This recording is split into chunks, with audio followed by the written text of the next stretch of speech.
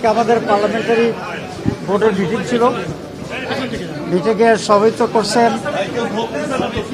আমিরে জামাত এবং সংসদের বিরোধী নেতা ডাক্তার শফিকুর রহমান। আমরা আগামীকাল যে সংসদ অধিবেশন বলবে সেই সংসদ অধিবেশনে এজেন্ডার সময় আলোচনা করেছি।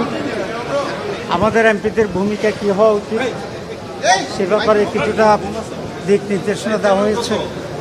যেহেতু অধিকাংশই সংসদ সদস্য নতুন, সে কারণেই সংসদের ফর্মালিটিস, তারপরে ক্রাইটেরিয়া, ক্যারেক্টার, ভাষা, এসব বিষয়ে আমরা কিছুটা তাদেরকে ব্রিফিং দিয়েছি করার জন্য।